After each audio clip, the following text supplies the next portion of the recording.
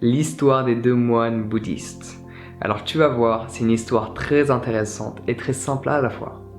Parce qu'elle nous apprend beaucoup sur l'impact que nos pensées ont sur l'instant présent. T'inquiète, tu vas vite comprendre. Donc c'est l'histoire de deux moines bouddhistes qui sont dans une sorte de pèlerinage. Par ce fait, ils marchent le long d'un chemin. C'est une longue promenade qu'ils se font. Ils ne se parlent pas, ils restent concentrés sur ce qu'ils font. Ils ressentent l'air rentrer et sortir de leurs narines. Ils ressentent leurs pieds toucher le sol pour qu'ils puissent pleinement être dans l'instant présent. Et à un moment donné, après plusieurs heures de marche, ils rencontrent une jeune fille de l'âge de 17 ans approximativement, toute bien habillée, toute propre sur elle, arrêtée au milieu du chemin parce qu'il y avait de la boue et elle ne voulait pas salir sa belle robe. Par ce fait, un des moines prend la décision de la porter sur son dos pour ne pas qu'elle se salisse. Et il la dépose par la suite. Et ils continuent ainsi leur chemin. Les deux moines continuent de marcher et la jeune fille est déposée. Elle continue de faire sa vie de son côté. Et plusieurs heures plus tard, 2-3 heures plus tard, un des moines, celui qui n'a pas porté la jeune fille, dit à l'autre: tu sais, on n'a pas le droit de porter les filles. C'est interdit pour nous. Pourquoi l'as-tu fait? Puis le moine qui a porté cette fille, cette jeune fille de 17 ans, répond à celui qui ne l'a pas portée: tiens, c'est bizarre. Tu portes encore cette fille avec toi. Moi, je l'ai déposée il y a plusieurs heures de cela. Vois-tu où cette histoire veut te mener? Même si un jour tu fais un écart, même si un jour tu fais quelque chose qui, pour toi, n'est pas à faire, même si un jour tu fais quelque chose qui, selon ta religion ou les principes que tu as décidé de suivre, ne correspondent pas. Tu fais quelque chose qui va à l'encontre de cela. C'est fait, c'est fait. Pourquoi continuer d'y penser? Parce que quand tu continues de penser à quelque chose que tu as fait que tu n'aurais pas dû faire ou que tu aurais aimé ne pas faire, tu continues de vivre cette chose dont tu ne veux pas vivre.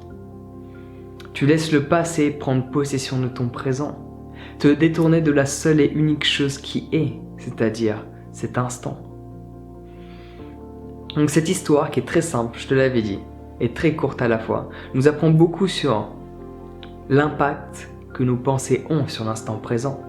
Le moine qui n'a pas porté cette fille, cela lui a déplu que son ami moine porte cette fille parce que cela est interdit. Par ce fait, il n'a pas arrêté d'y penser durant des heures et à un moment donné, il a commencé à l'exprimer. Et quand il l'a exprimé, il s'est déjà passé plusieurs heures.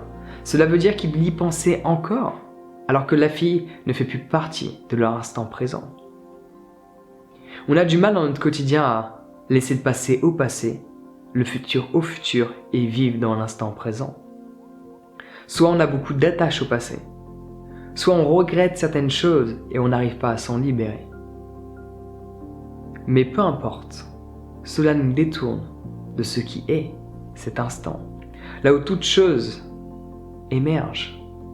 Le passé à un moment donné est un présent. Quand il portait cette fille, il pouvait se dire: je ne dois pas porter cette fille parce que cela est interdit par rapport à ma religion.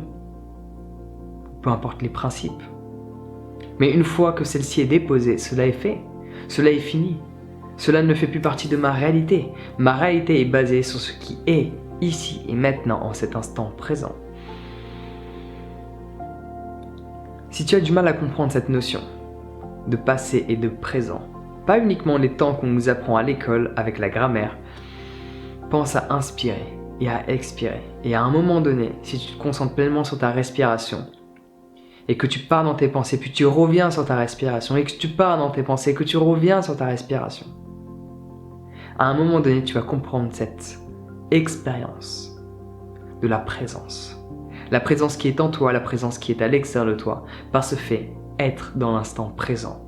C'est ressentir ce qui est à l'intérieur et se connecter à l'extérieur pour réaliser qu'il n'y a pas de séparation entre ce que l'on ressent et ce qui est, ce que l'on voit, ce que l'on perçoit. Il y a uniquement une union. Il n'y a pas de séparation. Tout ça n'est que illusion. Mais quand tu restes connecté au passé, à ce que tu as vécu, ce que tu aurais éventuellement aimé vivre, tu ne vois pas cela. Tu ne vois pas l'interconnexion de chaque chose, parce que tu vis toujours dans une image du passé et non pas dans cet instant qui est. Donc voilà ce que cette petite histoire nous apprend selon moi, c'est laisser passer au passé. Tu as pu faire des choses dont tu regrettes, mais si tu le regrettes, ça veut dire une seule chose. Tu n'es plus cette personne. Tu n'as plus le même état d'esprit, c'est pour ça que tu le regrettes. Par ce fait, pourquoi y penser, alors qu'aujourd'hui, la personne que tu es ne referait jamais cette chose que tu as faite. Laisse-le passer au passé. Tu regrettes quelque chose que tu n'as pas fait, il n'est jamais trop tard pour recommencer. Mets-toi-y dès maintenant. Voilà, je pense que c'est tout ce que j'avais besoin d'exprimer. Je vais continuer cette petite série d'histoires. Je ne sais pas quand est-ce que va être la prochaine, mais je vais me documenter, je vais lire, je vais écouter, je vais me renseigner, et dès que je tombe sur une petite histoire intéressante comme celle-ci, je te la partagerai. Sur ce, prends soin de toi, passe une bonne journée, et on se voit bientôt.